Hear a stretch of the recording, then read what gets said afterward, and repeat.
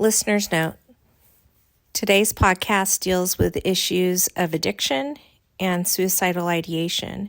If you or someone you know is having any of these issues, please reach out to 988 Suicide and Crisis Helpline, or you may text them at 988. Thank you.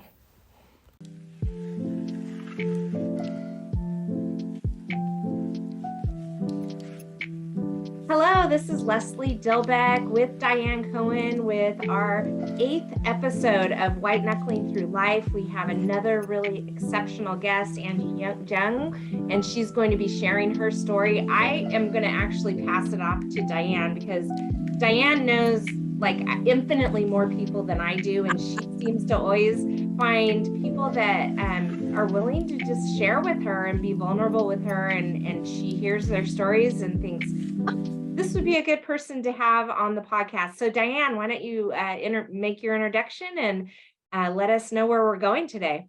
Yeah, absolutely. So I think, Leslie, the reason I find these guests is because I'm so willing to share my story. And when I'm talking to somebody, or if I see something, I might mention something to them and they open up. In this case, Angie and I have known each other for a little while. We do podcasts together. Her company joins in on some of the events that my company does. And Angie listened to our podcast and said, oh my goodness, and so we were talking about her life experiences. And so a suicide in her family really created a change in her mother. And so before we get started, for Angie to tell us a little bit about that story, I just want to remind everybody that the suicide hotline number is 988. I recently have a friend that is going through something, not returning emails, phone calls, etc. So it's just a matter of text that says, look, if you're not able to reach out to me for some reason, please have this number handy, because you don't know what's going on in somebody's life and you want to help them out. So Angie's story is about her mother and how the death of her uncle, which was her brother, her mother's brother, really changed her mother. And Angie is a nurse. So Angie, maybe you can tell us a little bit about what you do for a profession, because this is going to come in a little bit at the end of our story. So why don't you share with everybody that to start with? Sure. First of all, I am so excited to be here, and thank you for having me. And more importantly, thank you for hosting this podcast where regular folks like us can be vulnerable and have a place to share our stories. So a little bit about myself. As young as I can remember, I wanted to be a nurse or a teacher. And so I decided to become a nurse. After I got my nursing degree, I spent several years as a rehabilitation nurse, helping those with spinal cord and brain injuries. And I really enjoy that part of nursing, having that long-term relationship with patients and families. I think this is where I first learned to appreciate what grief and resilience means. Just seeing the struggle from losing their independence and function, and then being a part of their healing and the progress, and helping them to learn to regain what they lost, or relearn what they can, just to do it differently. And then from there, I transitioned to workers' comp case management, where I spent the last 30 plus years nurturing my life skills. I said my life skills, because it is through case management and the people that I work with, I learn a lot about myself, my strength, my weaknesses, who I was then, whom I want to be, and who I am now. So case management is my passion. I'm very lucky that 25 years ago, a dear friend of mine, my ex-boss, and my mentor, Chris Lamakis, and I co-founded ISIS Solution. It's an independent case management company currently providing services throughout California, Nevada, Arizona, Texas, and New Mexico. A few years after that, we had opened up a division of ISIS, and the company is Career Smart. And that we offer online healthcare education continuing educations for claims professionals, case managers, and I oversee all the curriculum development, training, and in-services. So in a way, I'm very lucky. I get to be a nurse and a teacher now. So Angie, tell us about your mother's story. Okay, so this story I'm going to share is about suicide, depression, and the cultural influence. So in your earlier podcast, I am totally a fan. I follow you guys, definitely, all your podcasts, and this is so inspirational. But in your earlier podcast, Diann and Leslie, you mentioned that rippling effect of your children's mental health conditions and how that impacts the family. It always does, right? The magnitude depends on so many factors. And then the cultural implication adds another layer of complexity to how one views mental illness. So today, I'm sharing that detrimental effect of one's suicide on another family member. I'm also going to share with you 3 significant statements that had a profound impact on my mom's mental health. So this is my mom's story. We've never talked about this before. I've never shared it with anyone. I have her permission from Mom to share her story, and in hope that this will inspire others, especially those with different cultural backgrounds, not to be afraid to speak up and to seek help. I think that's an excellent point. Every culture has its own feel and the way that they handle things. I think most cultures, however, for the longest time believe that we need to keep these things in the closet. And now we're going, hopefully, exposing that so people don't have to do that. Right. So I'll share the story. This happened when I was in college. My uncle hung himself at his home. He's my dad's youngest of all siblings. So this is on my dad's side. My mom had a really hard time understanding how this could happen because she just saw him the night before. He worked in a bakery where Mom visits frequently. My uncle also lived with other siblings and his parents. They're all in the same house. So we were told no one expected this to happen. Or maybe no one was willing to recognize that he was having problems. Suicide in Chinese writing literally translated as self-kill. So in ancient China, they were pretty neutral about suicide because at that time, there were justifiable reasons, maybe due to failed love, maybe due to try to correct a wrong, to save face. That's the way we say it in our language. In other words, is not to because you might have done something to shame or disgrace the family, or something, a virtual failure that is worse than death, because like you weren't able to protect your country or protect your family. So back then, suicide was morally acceptable and sometimes even heroic.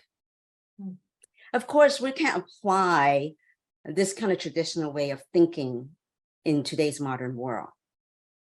But today, in our culture and still many families, they view suicide as a weakness.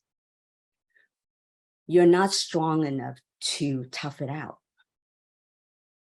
You have to, you've added shame to the family. So our culture doesn't allow to talk about it. Sometimes we don't even seek support and seek help.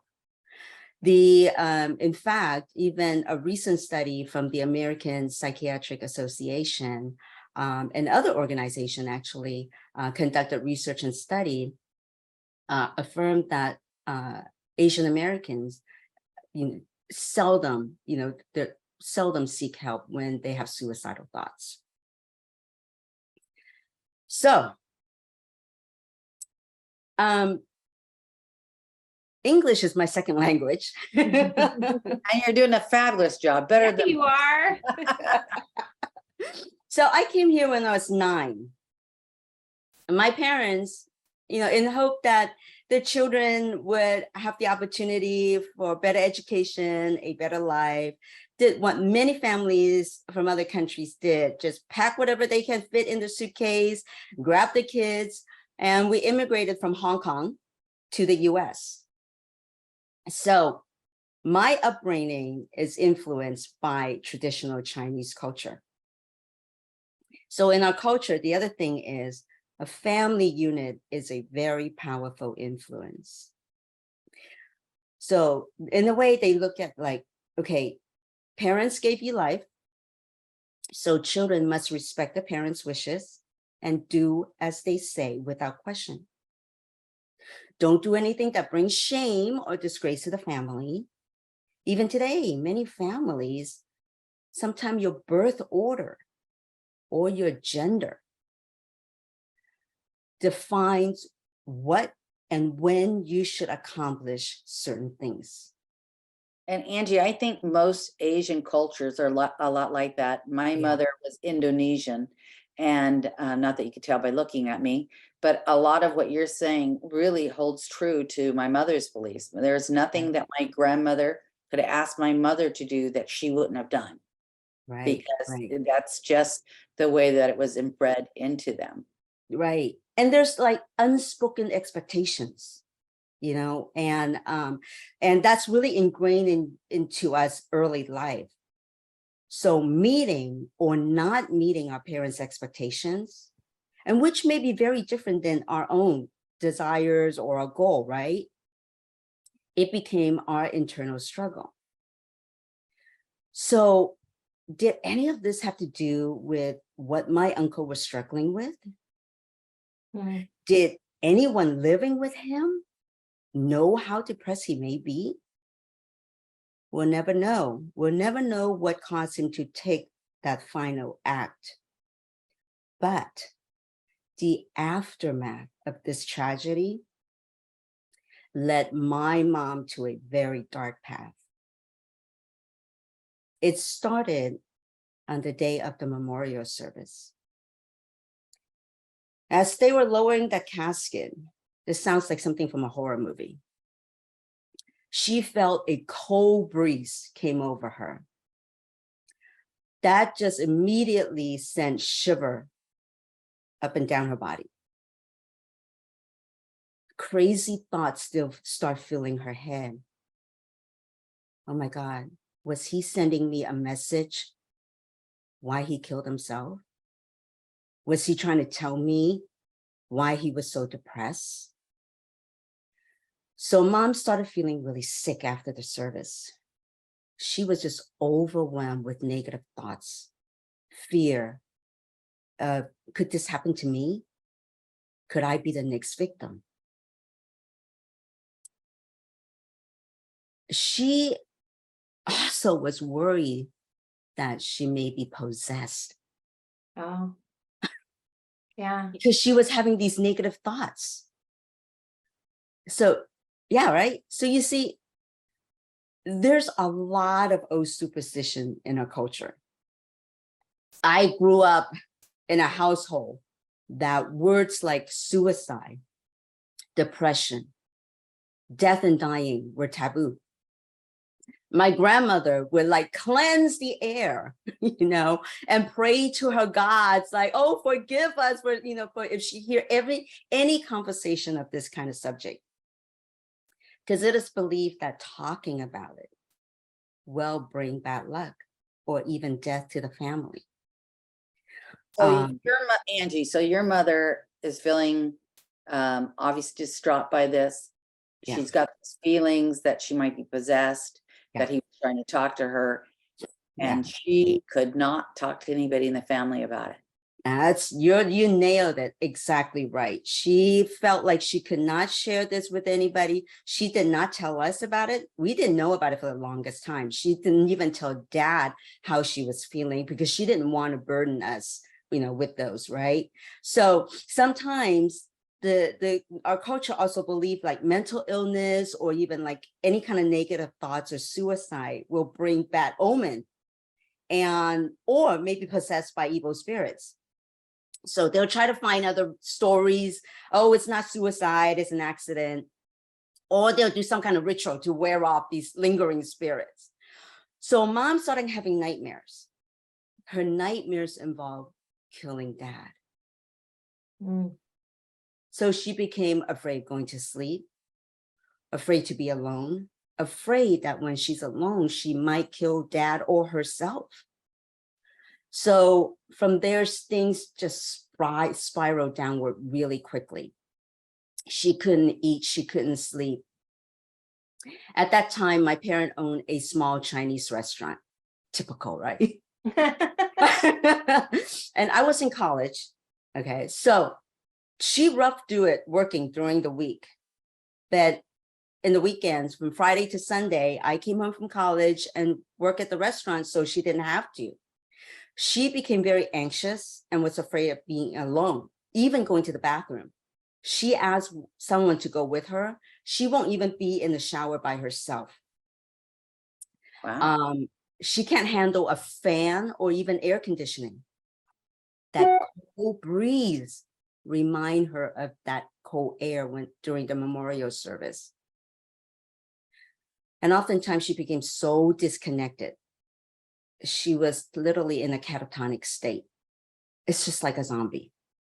Did you like see her in that way, or was she relaying this to you after? Like, was she putting on a good front, like kind of hiding what she was going through, and you didn't realize it until maybe you thought something was off, but didn't see it? We realized that during those moments, like when she started asking us, come with me to the bathroom, or when she's in that catatonic state. That was one of the most horrible things that I remember seeing, but because she didn't want any help. And I was so busy with college, I wasn't even around that much, right? Also, she had some kind of sundowning effect. I don't know what it is at the time, but when the sun went down, her symptoms intensified. And that terrified her even more. I think that that happens to a lot of people, that, nighttime really brings out, whatever issues that they're having. It's almost like there's not as many distractions at nighttime as there are in the daytime, work and having to go grocery shopping and just running life in general. So your mom was feeling this evening, what did you call it? I thought it was really good phraseology. Sundowning. Sundowning, it's really a term we use for people with dementia, because with people with dementia, their symptoms also intensifies and they're more confused sometimes, and so she's not confused, but it definitely, made it worse. And she refused to go to the doctor. Dad knew there was something wrong. He didn't know what to do. And since she refused to go to the doctor. So a kind of a sidebar is Dad had a good friend in Mexico who's a doctor. Okay. So he got some medications from this doctor. Now, don't ask me how he got it over the border. But I believe they were sleeping pills. He also suggests for my dad to, like, why don't you take her on a vacation? Maybe just remove her from the environment. That might help, especially if you don't want her to end up like him, meaning my uncle, right? That statement wasn't intended for her to hear, but mom heard it. It actually further, to her is an affirmation that something's wrong with me. I might kill myself. So they did go to Hawaii. They had a great time. But on her way home, she had a panic attack, dreading that she's coming back to the same environment. So the other thing is, mom also thought that she was going through menopause. So she heard that, hormonal changes can affect your mood. And scientifically, we know that, right? We know hormone and depression can go hand in hand. For example, the stress hormone cortisol. So cortisol is released during our time of the fight and flight response, okay? But that's when when our body is overflowing with the cortisol, it's very destructive to our brain and our body. So in fact, some of the most recent research suggests that the elevated level of cortisol caused by stressful events may lower certain brain functions and definitely an increased risk of depression. There's other hormones, estrogen and progesterone also affect our mood. Well, many of us have a firsthand experience with that, right? Premenstrual, menopausal, pregnancy, childbirth, all play a role. So there's also another school of thought that many people believe that certain brain chemical, we call them neurotransmitters, plays a critical role in depression. These are things that you hear like the serotonin, dopamine, norepinephrine, okay? And in fact, many antidepressants are designed and target to alter that level of these neurotransmitters. So people have some time was believing that, but many people in the medical and the mental health community, I had always challenged that. In fact, a recent study that came out in 2020 by the Journal of Molecular Psychiatry, they found very little evidence that chemical imbalance, the neurotransmitters, cause depression. So I think we just need more study on that. But as you can see, okay, mom was all over the place trying to justify her mental health problem as something else. So she went to see her OB, told her story, and her OB said, nope, this is not related to any OB problem. You need to see a psychiatrist. Finally, because of the recommendation from her doctor, she agreed to see a psychiatrist. Okay, so he prescribed her some other medication, underwent a few counseling sessions. She thought at that time was helpful, but she didn't feel like she was getting better. And so she wanted to quit. She told my dad that this was getting too expensive. This was all out of pockets because they didn't have insurance for that. And she felt that all the money that they made from the restaurant went to her treatment, and it's just a waste of money and time, and she was willing to give up. Dad pleaded for her to continue and said something to her in statement number one. Remember, I told you I'm going to share 3 statements. Statement number 1, he said, what good is it with all this money we made if you're not there to share it with me? It's true. That really hit home for her. So she continued her treatment like a good little girl. And then she started asking whys. Mm-hmm. Why am I feeling this way? What's wrong with me? Why is this happening to me? So she started seeking for answers by reading other articles and by talking to the psychiatrist. She started finding answers. You see, she needed to have a reason to relate them logically to the way she was feeling. Well, and that's, I want to interject a little bit too, like when you were describing your uncle's passing, you think of all the thoughts swirling around everybody's head during that time, like trying to make sense of it, like the why behind it, or, and then the thoughts of, am I capable of that too? Or, and so you're just trying to find the logic behind it. I know when my daughter was really sick, I was like reading every book out there and not finding any any one set of answers that was the same. There was so much information out there. And so then that actually caused me anxiety, because I'm like, I want to fix it. I want to see if I know the why behind something, then I can fix it. So I'm sure, her brain was probably on fire. There's actually a book called I think it is called Brain on Fire, and it's about bipolar. And it's just trying to make sense of all these things. Yeah. And when she started to get some of these answers, that started her journey to recovery. So she gradually was able to wean off the medication, and then eventually wean off the psychiatrist as well. Angie, how long did that take roughly? I would say probably a couple years. Because I want to bring that point in, that a solution isn't overnight.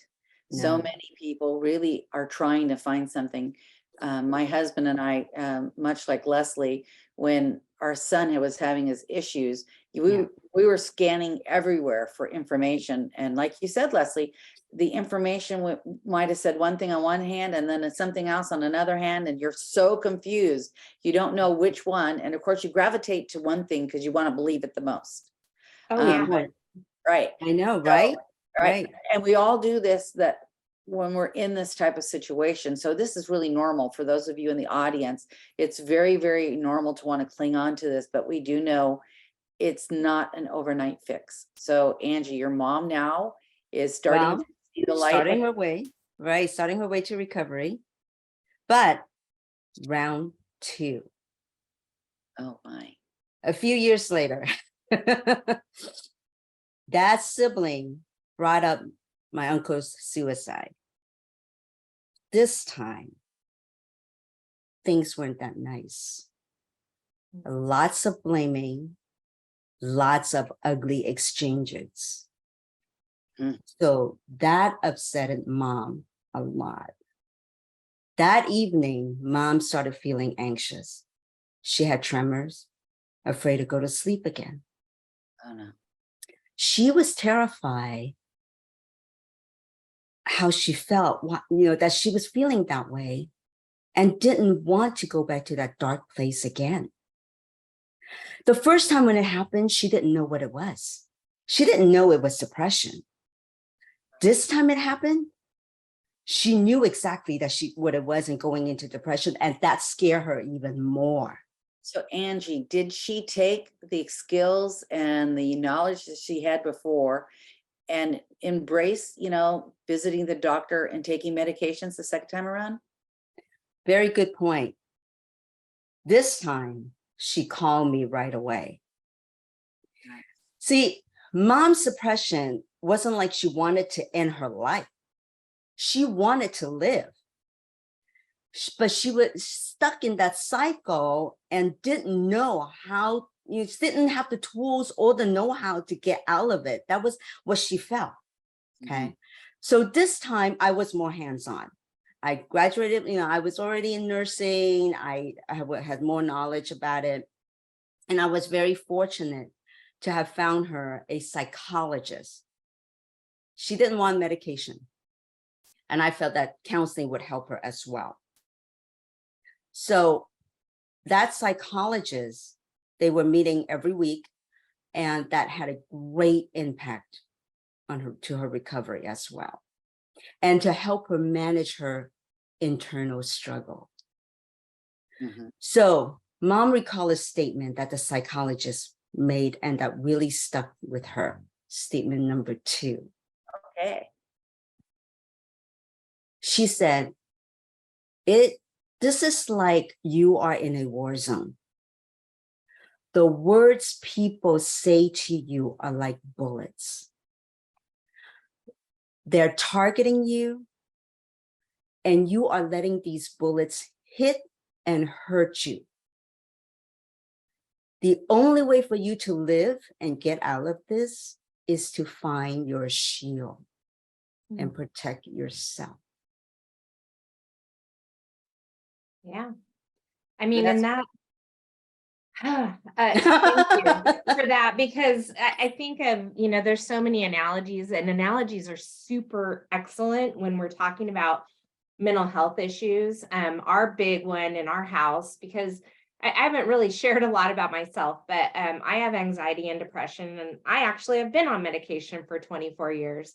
And I'm thankful for that. Not everybody needs that, but my analogy I use is feeding the beast.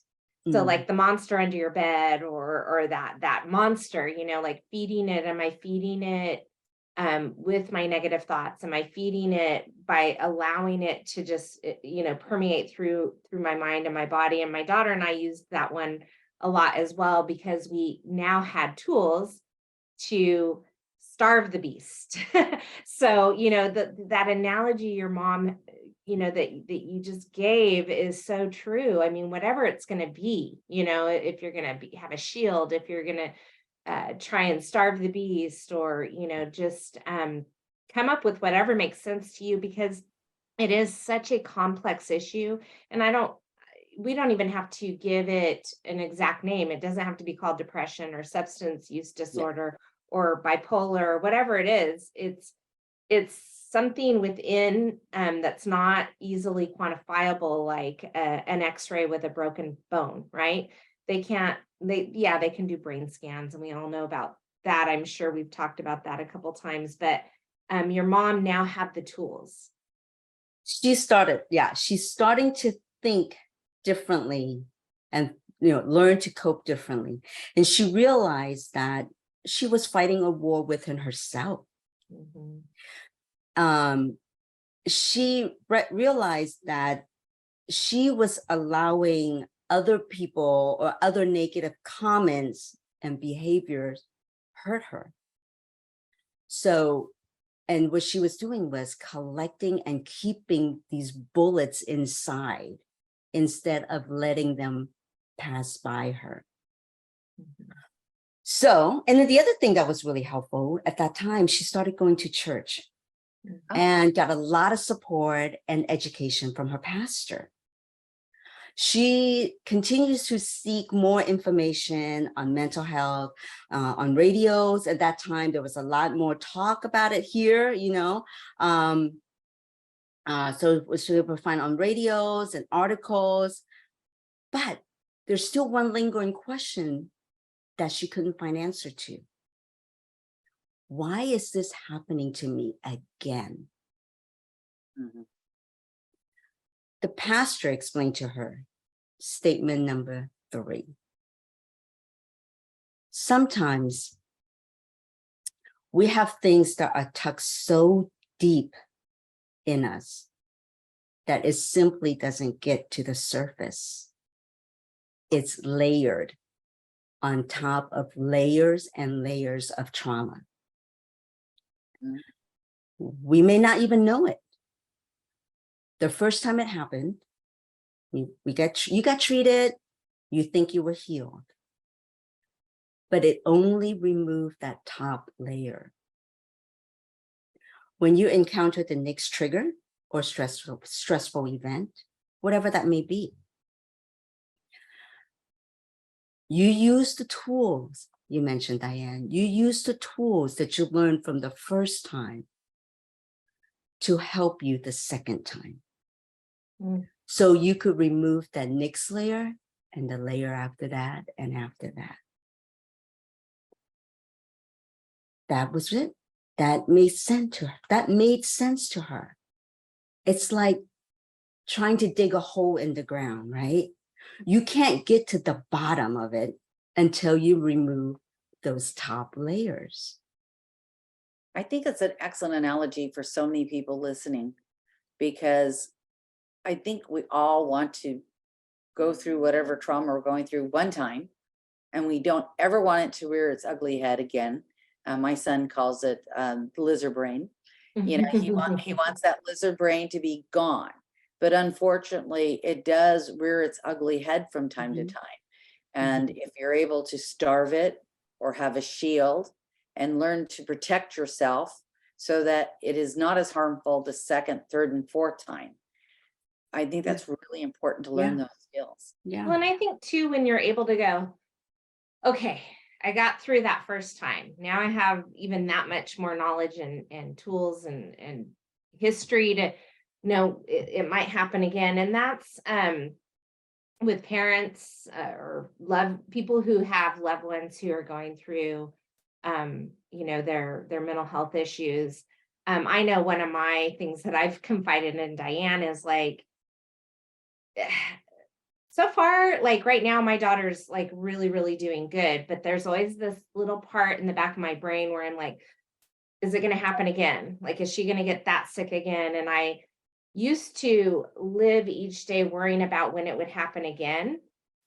And now it's like this thing way, way, way, way, way in the back of the brain, that I have, that there's not this same anticipation that I had when I was so close to her horrible, most debilitating time with her mental health condition, that I just was waiting for the next day just to be as worse as the day before. So I think like when you're also the person suffering, you also are wondering, ooh, is this coming up again? Are we going here again? Is this happening again? Right. And it can. I mean, it will. There is that possibility, but you can't live your life anticipating that possibility. You have to be able to just say, today's an awesome day. Let's do it. Yeah. See, what we're talking about here is in the experts in mental health, they call it schema. Okay, so a schema, that's what the pastor is referencing to, and there's schema in everything. I mean, like in computers, and I mean, so in psychology, what schema is, it's like a collection of these cognitive process in our thoughts, our behaviors, as we learn and collect them from our environment, from our interactions. And that's what it is with that, like Leslie, what you're saying, things that we learn and that we could apply to the next time when something happened, right?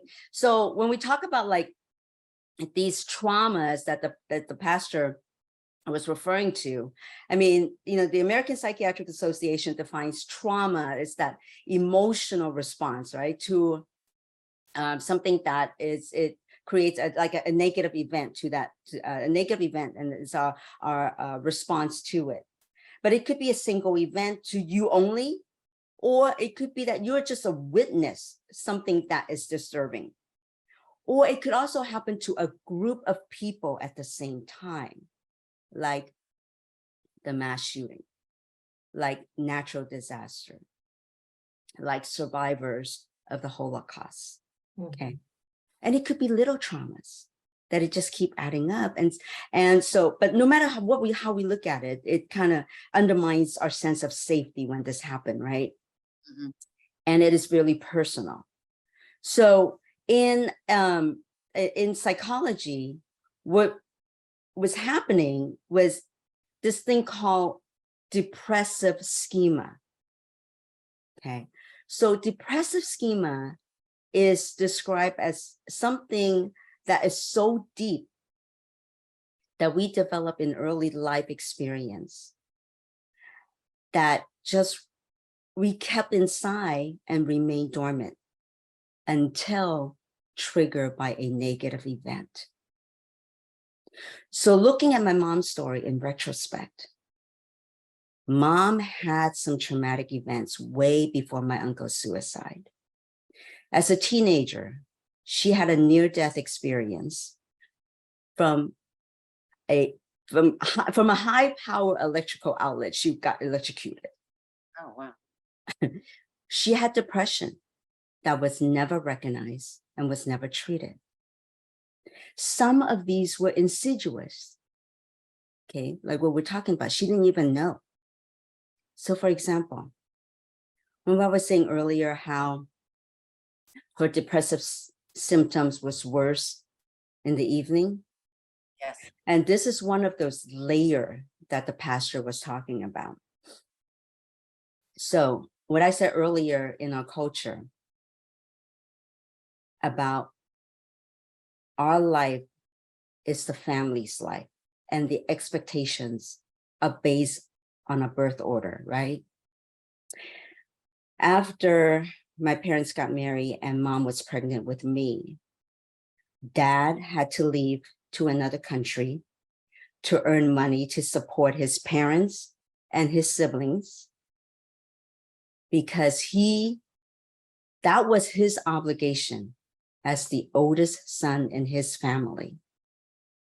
So for 7 years, mom did not see dad. She raised me alone. So at dinner time, when families gather around the table with the husbands, their wives, and their children, that was her loneliest time. She cried every dinner and was the saddest in the evening. She had suicidal thoughts. I remember as a child seeing her cry every night, but I was too young to acknowledge what that means.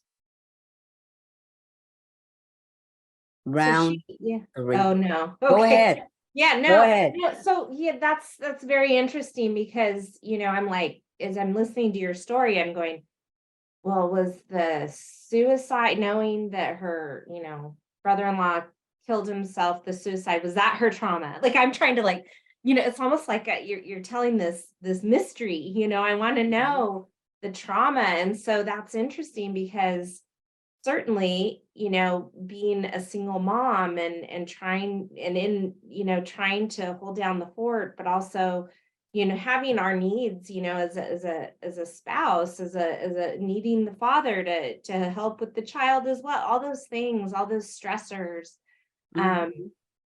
as you mentioned, could be micro traumas, and not like, I think people think trauma is, oh, you were molested, or, oh, you saw somebody get shot or something like that. But there can be these small little things that, even just growing up, if you're in a household that's not healthy, the day-to-day interactions between seeing how your mom and dad, treat each other could be micro traumas. I mean, I know I certainly have that in my life, and have come to recognize that over the years, that, oh, wow, okay, I grew up in a household that wasn't very healthy, knowing what a healthy marriage and things like that look like. So that's very interesting to hear, that's kind of that deeper layer. And in this event, the suicide, is kind of the top layer, kind of that upper crust that kind of just started to bring some of this other stuff up. It's starting to make sense, right? Yeah. Yes. And I think it helps, this conversation helps us understand things in our own lives. As I mentioned before, my mother had tried to commit suicide. She was an alcoholic as well. And now, listening to what you're saying about your mom's traumas, my mom was in Indonesia when it was during wartime. And, she would tell stories about grenades being lobbed at them, and, brothers being killed, and concentration camps. She had been raped when she was 12. And so a lot of these things, I think my mother suppressed for so many years. And then something probably, triggered it, like your mother. And then, when I was somewhere around junior high school is when I can really remember my mother drinking, actually elementary school. So she did have a span where she drank a lot. And now I think I understand, she probably had something that triggered it, because growing up in my youngest ages, she wasn't that way. And then after high school, she wasn't that way. So thank you for sharing that, because it kind of gives us a better understanding of those people around us that we love and what they've gone through. And maybe we can have a little bit more empathy for those people now. Absolutely. It's that depressive schema I was just saying. Yeah. And yeah. two, I want to know about round 3, but before we get there, I'm also thinking of, when you're saying cultural implications, I think there's generational as well. I don't know how old you are, but I just turned 50. So, my parents are in their late 70s. That generation did not go there. You did not talk about these things. I come from a Hispanic, Mexican American culture. culturally, no, but also generationally, that was just not something that people talked about or really dealt with. It was like, go, you just pull up yourself by your bootstraps and, get on with the day's work. So that's something that I think that I'm kind of seeing a theme in that as well. Yes, definitely good point. Okay, Well, round round three Round three. happened within the past few years. She thought she was doing pretty well and started reading a murder mystery story and sucked her right back into depression again. This time she knew what to do. She acted fast. She asked the whys. And I think, you know what? And she started asking, like, why am I putting myself through this? Why am I putting myself in this dark place again? I think Leslie, your daughter, Dania, described it as that internal conflict that is invisible. And then you said that earlier too, because these are things that's happening that no one could see, right? It's not like a broken bone. Mom described it as pressure. So she realized that she was the one giving herself pressure, and she recognized her triggers. So she did what her pastor told her to do. She removed another layer. This time, she recovered really quickly. She and I had long discussions and helped her to find those answers. And so she didn't need outside treatment. She used those tools, and then she started not asking what's wrong with me. There was nothing wrong with her. She started asking what happened to me. There's a difference, right? So when you start to understand what had happened to me instead, then you could understand the answers. So Mom is now open to learn more about mental health. She's not embarrassed to share her story and to talk about it. But like you said, Leslie, she may always be at risk of another relapse.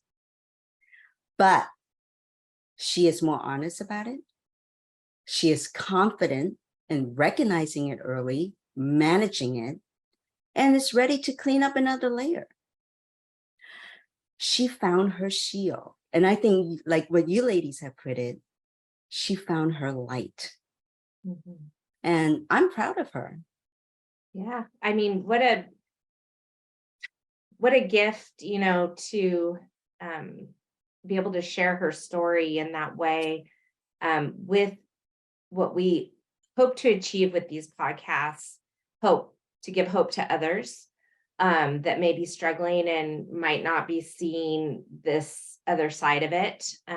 It's beautiful because it shows, as we've gone through all, this is number 8 of our episodes, everyone seems to kind of have a different way that they achieved their other side of the problem solution. And for your mom, it sounds like faith was a big part of it. A little part of it sounds like it was some medication to get her regulated and therapy. But more importantly, the common thing I see throughout your story is you being there with her and listening to her and her feeling like she could come to you safely. And I think that's huge because people tend to not want to share with other people that they're going or struggling through something. And you were there willing to walk alongside her through her journey. And that too is probably interesting for her because, in my culture, the older is supposed to walk alongside the younger and help the younger through the problems versus the opposite. And so here you were able to provide that to her, and it's just beautiful because that's a bond that is not easily broken. And I think that you cherish that. I hope you cherish that. Yes, thank you for the insight. And I just want to wrap this up. I mean, for Mom, her depression was pretty much situational, right?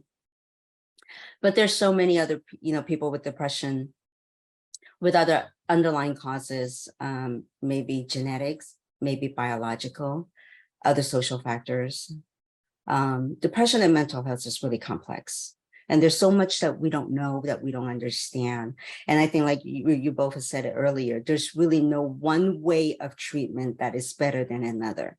It's just whatever it takes to help this person through this. But it is important for us to recognize it and seek professional help, whether it's for ourselves or for our loved ones. But there's also that societal stigma around mental illness. Let's be honest. We all have certain degree of bias about depression, suicide, other mental health issues. And sometimes it's our subconscious bias that we're not even aware of, right? Mm-hmm. Words are powerful, but it can be hurtful, just like bullets to my mom. And so it's just important that for us to recognize our own bias, our own implicit subconscious bias. Yes. Avoid making those kind of, whatever assumption it is onto other people. And it's important for us to be mindful of our attitude and our words. Absolutely. Absolutely. I think that is the one thing that Leslie and I are really trying to do, is make sure that we tear down those walls and those biases and make it a conversation that anybody can have with no shame. Yeah. Yes. Thank you. Yeah. And, I just want to remind our audience what we heard today is that, Angie's mom had to go through multiple layers of things. She had a doctor to hear her, and then she had medication, but she had her church structure, her belief structure, whatever that might be for you. And then, of course, then she had the love of her family. And it's not necessarily one thing that helps brings a person to make them feel whole again. It can be multiple things. I know my son's going through the reboot program that Roy talked about on our second or third episode, or maybe his fourth episode. And, I didn't even know about this program, but it seems to be really beneficial for my son because he hadn't gotten to those layers that Angie's mom's gotten to. And he needed to address those so that, eventually they won't bubble up. It's something he'll already addressed. So Angie, thank you so much for putting, the personal story of your mom there, but also helping us with understanding the clinical and, citing some studies and such. I think it really brings to light that this is something that's not easy, but it is something that if you want to manage it, can be done. Thank you so much for the opportunity. Yes, thank you. And in closing, I just want to say you helped me kind of reconcile some things going on in my own mind, and just some things I've been struggling with over the last several months, battling some of my own mental health stuff. And the layer analogy is sitting in my head right now, and I'm going to enjoy a nice workout later today, thinking about some of that stuff. Recognizing I kind of already know what the layers are. I'm not ready to deal with them quite yet, but I will. And I appreciate that. And it's a work in progress, you guys. If you're listening to this and you're, just starting to recognize work you can do on yourself, or knowing you're in the middle of it, or think you might already all be done. It's a work, and it's ongoing, and it's beautiful that we can talk about this and come to some epiphanies. I mean, just sitting here, I was like, thinking about, just as I mentioned, some things I need to deal with. And I appreciate that gift you gave us today, Angie. I always tell people, first of all, thank you so much for being vulnerable, and thank you to your mom for sharing and for giving us some insight that is a little bit different too, with the cultural implications, cultural notions of mental health, as well as maybe perhaps generational notions of it. We will continue with more episodes focusing on not just mental health, but other struggles people have. I believe our next guest is somebody that's near and dear to me.